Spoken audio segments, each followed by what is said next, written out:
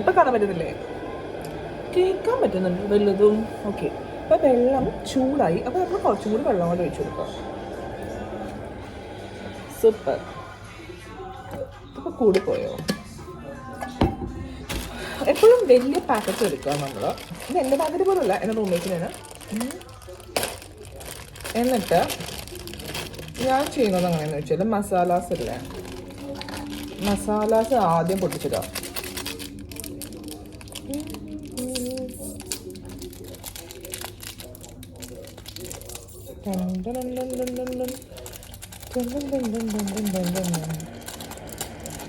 Background music ഞാൻ തന്നെ കൂടെ ഇടാം, അതാകുമ്പോൾ എടുത്തിട്ടുണ്ടല്ലോ.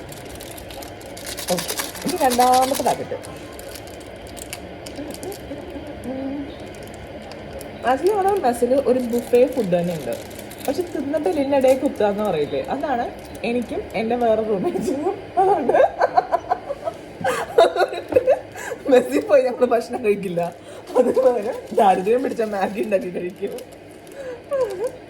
ഞാനിപ്പോൾ ഒരു പാക്കറ്റ് പഞ്ഞിര് മൊമോസ് കഴിച്ചിട്ടാണ് ഇതെടുത്ത് വിഴുങ്ങുന്നത്. പൊടിക്കാൻ പറ്റത്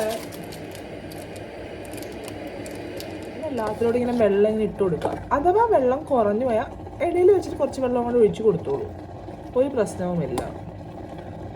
പിന്നെ എനിക്ക് കുറച്ചിങ്ങനെ മസാലയും ഗ്രേവി എല്ലാം കുറച്ച് കുറുകി വരണം.